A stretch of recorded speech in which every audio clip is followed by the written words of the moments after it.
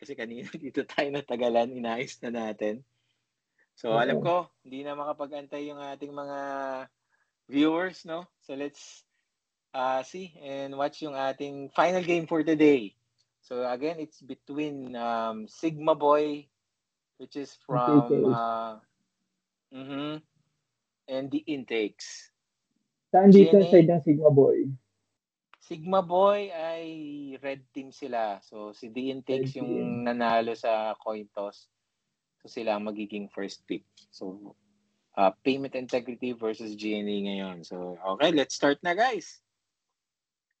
Mukhang maraming fan yung maraming fan yung Sigma Boys eh. Yung ganda to.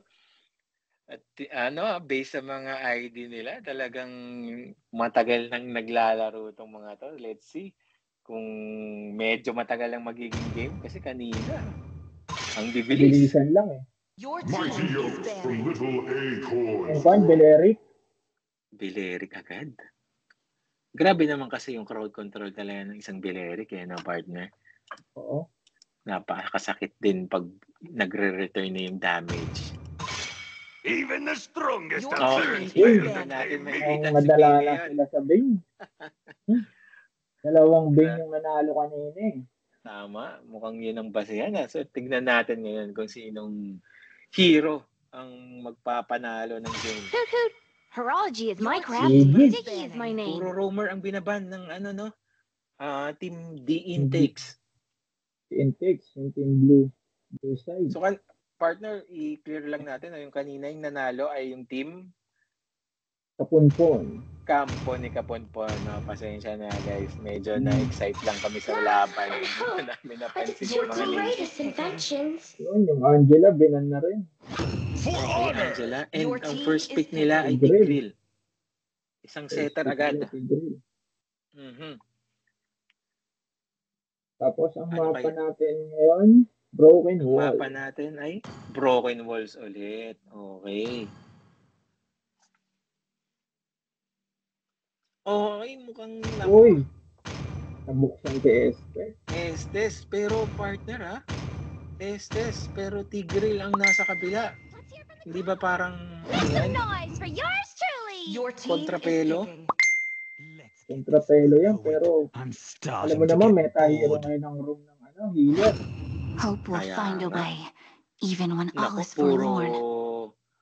Pinili ng The Intakes. Isang Vexana at Alpha natatapat sa CC, pero hindi pa natin alam kung XP laner ito si CC dahil kung nanonood kayo guys ng MPL ngayon, ginagawa tong gold laner. Nagiging meta yung mga fighter na gold laner. The Southern Seas are my domain. Isang verse na sila. Isang combo lang nito. Pwedeng mawala ang isang hero. Ganun kasakit sa isa kadita. Sino kaya ang baban nila? Wala pa silang pinipik ng mga jungler at gold laner. Let's see. They call me a hero because I saved my nation from falling apart. Okay, YSS na isa ring meta hero pagdating sa jungling, no? So, binan nila dalawang possible jungler, Bane, YSS, tsaka isang roam. Kasi Angela, dito kaya sa blue side. Pero pansin ko partner, wala pang nag-a-assassin na core sa kanila. Sa tatlong laban na ito. Wala pa tayo nakikitang assassin. Tamo. Nagban sila ng possible na pwedeng i-jungle din, no? Na Tamus or maybe XP. Kasi isa rin yan sa na-buff eh. Grabe din yan ngayon. Pipili na kaya sila dito ng gold laner. Tumatangkay ng 5. Sino kaya? Ang pick ng Sigma Boy. Granger. Granger. Exorcist of the Shadow at your service. Naka-exorcism pa na skin. Kaya nga, naku po. At ito na, Roger. jungler nila si Roger. At gold lane nila Hanabi. Hanabi. Your team is picking. So medyo may pangontra sila dun sa ube strat nila, no, na Hanabi. Oh, Hanabi. Magpa-bounce ang damage nan. Ang jungler nila si Ayun Akai. lang. Si Akai. Nako. Mhm. Sakit yan. Partner dito sa Nagpang-song mga sila. napiling hero ng ating mga kupunan.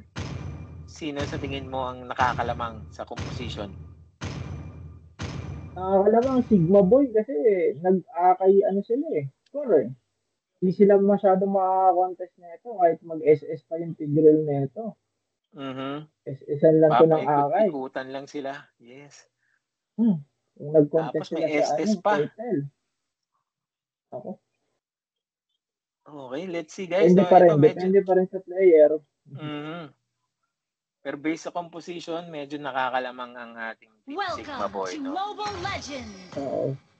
So, tignan Hindi natin. rin papatalo yung 5 seconds till the enemy yung reaches the intake kasi battlefield. marami rin silang Smash CC. them! Oo. All troops Ito Ito deployed. palang Tapos Vexana. Si Grill and also pag SS pinasukan pa ng Hanabi. Alpha. Yes, ng Hanabi. Maganda ang tingin ko medyo maganda ang laban na to. Gugulo yung Tigreal nila. Tamang vision lang siya sa kanyang jungler. Nag-start sila sa purple buff. So, isa ito sa pinaka-importanting ginagawa ng roamer. Makita niya, no? Yung position ng mga kalaban. Nakuha na nila yung repolyo. So, advantage ulit na agad dyan, no? Sa isang Roger. Kung maaga magla-level 4 si Roger kasi isang nakakuha ng repolyo. Tama ka dyan, partner. And dito, ayan, nag-umpisa ng baby ng isang Estes, ang kanyang gold laner. Pero maganda yung ginagawa ng Tigreal. Grabe mag-vision. Alam nila kung nasaan yung core. Tama ka dyan, partner. Dahil dyan nakakagalaw ng maayos si Roger, no? Na, ayan, no? Tingnan nyo, guys. Walang nakakagulo sa Roger sa pagpa-farm niya dahil alam niya kung nasaan yung kalaban. Which is being provided by yung Tigreal.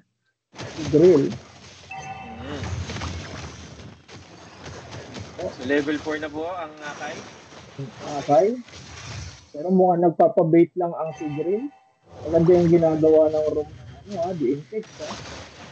Dahil 2 seconds guys, ayun na, meron na nga tayong nandiyan na ang turtle. Let's see, yung kanilang XP laner, parehas level 3 pa lang. Ayun na, 4 na si Alpha. Ayun, level 4 na silang dalawa. Let's see kung okay, nag-ultimate na yung Kadita. At wala. Ayun na, pinasok na ng Akai. Masaklas na. Pero na-reset yung turtle, ha? Ayun na. Ako, baka mapapatay ata. Nakita mo na po ng SS. Napatay ang Tigreal. Blood. Babawi ba? Matay. Patay na ang Akai. Patay na rin ang Roger. Patay din si Alpha. Nakalamang doon ng red team, guys. Kasi kung napansin nyo, nandito yung gold laner nila. Yes. Habang si Hanabi, nandun lang siya sa top. Tamang clear lang siya. Nagpapagod lang siya. Pero dahil dun sa clutch na yun, ayan, nakuha na ng red team. Yung turtle. Yes. Aray ko! Papatay na ba? Ayan naman ang kill. Isang SS, hindi talaga kapag may SS. Mukhang namatay sa ang Tigreal. Si Tigreal pa nga ang namatay doon. Tigreal pa ang namatay. Baliktad pa nila. Oh no. Medyo maganda ang start ng red team. Nakakakuha sila ng mga importanteng kills doon, and at the same time, tignan natin yung gold nila, 1K na yung kalamangan. 1K na ang kalamangan. Malaking bagay ito, guys, pagdating sa early, no? Dahil sa pacing ng ating laro ngayon. Kung sino ang una talagang magka-item eh. Kanina, no? Magka-item, sa kanya papabor talaga ang laro. Tama ka dyan. Dahil wala pa tayong laban na late game talaga. So meron dito nagkakaroon ng let's see, okay. Nangagaw lang pala. Ayan, referee ng Roger yun. Yung Akay. Ayan na. Nakuha ba ng Akay? Oo nga. So si Akay, meron na agad siya ditong ano ba itong bola-bola, Molten of Essence. So alam niyo naman, pagka tumikit kayo dyan, may damage yan. Damage. Ayan, ang gusto ng Akay, didikatan talaga kayo niyan. Medyo masakit yung nabibigay na damage ng Molten of Essence na yun, ha? While si Roger, wala pang wala pa rin. Patay ang tigil nila. Na-pick up na naman. Ang tangkay nila. Naku po. Ang nakahabol pa si Roger. Ayan na. Buti eh. Ayan yung isang sa mga malambot ang Tigreal. Tigreal. Ang bilis na ba-burst down ng ng mga kalaban na dahil dito talaga sa nakuha na nila yung second circle. Kuha na ng red team. Naku, mukhang hindi pa tapos. Yung Akay talaga, grabe. Nag-division lang. Kanina malayo nakakapag-point ng isang Roger. Ngayon medyo nahihirapan na siya. Pero lamang pa rin naman siya sa level, no? Nagpa-point pa pero hindi natin masabi kasi mamaya umabot ng race game, nakapag-item yung Roger. Pinasok na, patay na si doon, nakapag-set yung Tigreal. Sinasabi. Patay siya. Nakabawi. Nakabawi sila sa SS na yun. Na-burn pa nila yung flicker ng Granger, no? Granger sa kanong Kadita. Na-burn nila. Kadita din. Yes. Medyo magandang bawi yung ginawa ng doon, the intakes. Dahil muntik ka na. Muntik ka na talaga. Kung na-kill sila doon, nakatuluyan ng lalayo, no? Ang lead ng red team. See? Dito, medyo push yung ating top lane, pero lang, support lang, no? Vision lang din ng Tigreal dito sa maliit na bush na to. Okay, pero napapaligiran na. Sila. Napapaligiran na. Ultimate na. Okay. Pero may SS ni SS eh. Bumalik lang yung buhay. Correct. Parang walang nangyari. Mabubupos pa nila itong Wala na nilang ore. Babawiin ba nila dito sa mid? Hindi. Nandun ng Kadita para nag-zero out yung trade. Okay, ayan na. May turtle na. Oh no. Ayun, napapflicker out. Ayun lang, nahuli pa. Nahuli pa ng Granger. Pinarin pa rin ng Granger. At talagang grabe ang zoning ng Walang hindi makalapit ng Roger. Grabe. Tama, partner. Libre na naman ang turtle. Kuha na second turtle. Second turtle o third turtle na to, partner? Second turtle. Turtle pa lang. 8 minutes pa lang yung laban. Third turtle na pala yung partner, sorry, no? Kung mag-spawn na yung Lord eh. Sa kanila lahat. Pasok pa nga. Okay? Nakapag-set na yung Tigreal. Pero grabe yung heal talaga ng itong SS. Yung man lang nila napatay. Parang wala nangyari. Ang ganda sana ng set pero ang ganda rin ang positioning ng SS dito sa likod. At dahil doon nabasag yung tower sa baba. Basag na yung mga first tower ng blue team. Pabayaan nila. Talo sila sa last. Solo kill. Solo kill ng isang Granger, ang Nabi. Ilan na ba ang stocks nung kanyang lightning kay Sky Piercer 20 sa dalawang kills. Nakuha pa na lang second tower, ayun lang. lambot ng isang Tigreal, partner. Biniburst lang kaagad. Nga, ang grabe. Grabe Tapos ang nandun pa ang Estes na parang wala lang. wala nangyayari. Hindi na Hindi na umuwi nila yata kailangan. itong mga to eh. Oh, grabe yung heal ng Estes. Ako, Opo, kanina akala mamatay pa. natin matatagal yung laban pero ito na, nagsisiege na yung red team, no? At nahihirapan na talaga lumabas yung shielding. Hirapan na sila.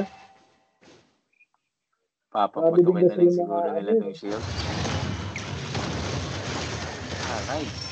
In 5 seconds, ayan, 1 second meron ng Lord. lumabas Ito ang ng item Lord. para mag-closer look. Okay, napakalambot pa rin talaga ng Tigreal. Kung makikita niyo yung sa item ng Kadita, no? Ako, meron na siyang glowing Nagsusave na one, sila. saka genius one. Uy, nako. Napakasakit na yan. Oh, muntik pa. Masakit, muntik Buti pa na lang. mapatay ang Hanabi. Buti na lang may shield, may AG. Buha na nila yung Lord. Nakuha na Tuloy Lord. ba nila to? Or antayin nila yung Lord lumabas? Ayan na nga. Ang Yeah. ganda ng wave ng ano nila, minion nila, partner, both sides, and isama mo na tong mid. Saan kaya? Paano kaya nila to madedepensahan?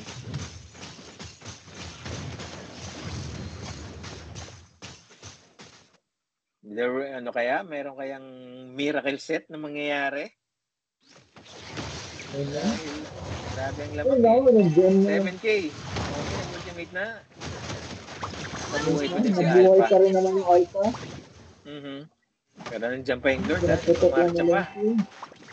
Hindi pa siya nakakarating dun sa mga towers. Meron pang Yeah. second wave, no? Ng mga enhanced minions na yan. Hindi ko madedepensahan pa ba nito o mababasagan sila ng tower. Pag yung green pero nasa base lang naman. Okay, matagumpay yung napatay yung Lord. Pero nabasag na ata. Nabasag by mid. Ayun, nakapag-set na si Green. Ito, walang follow-up. Ayan na.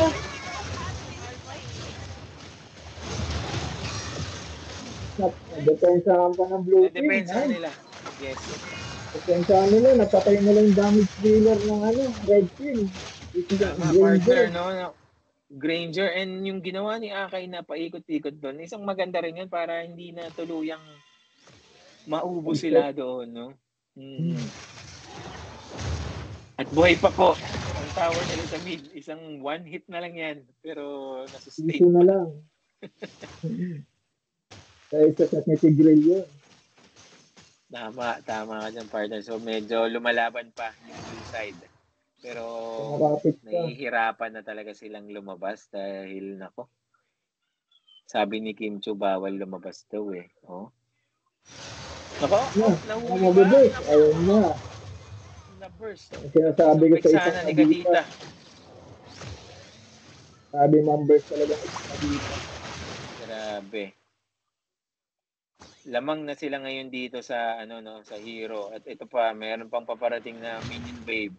Mapupush na kaya nila tong tower na to or madedepensahan pa rin. Nagiging mainit yung red team dito, partner, no? Kasi nire-respeto nila yung kakayahan ng Tigreal na makapag-set eh. Dahil nakita kanina nila no? Munti ka na sila. Apat yung nahuli ni Tigreal dun. 4 or 3 yata eh. Yes, partner. Tapos nabayan pa ng follow-up ng Alpha. Pero mostly, antay na lang nila yung Lord. Yes. Para ma-enhance ulit. And for sure, no? Hindi i-contest ng blue side dahil nandun ang ating red team. Nag-isang nila agad. Partner, no? 11-3 pa lang score natin. Grabe. Medyo tambak. Oo. Pero, and sa gold lead, 6,000 plus or almost 6,000. 5-5. No, ang ganda ng ginagawa ng red team dito. Ayan, ipiniprease nila yung lane para maipon yung mga minions nila sa lahat ng lanes, no? Eh, medyo mahirap i-defend yan pagka ganyan. At syempre, Sasabay sa Lord eh. At meron pa ditong Estes, kasama-sama silang, ayan o, gumagalaw. Nakahiwalay lang yung Ranger, pero let's see, tatalo na itong Lord. Basag na yun. Basag na yung gitna.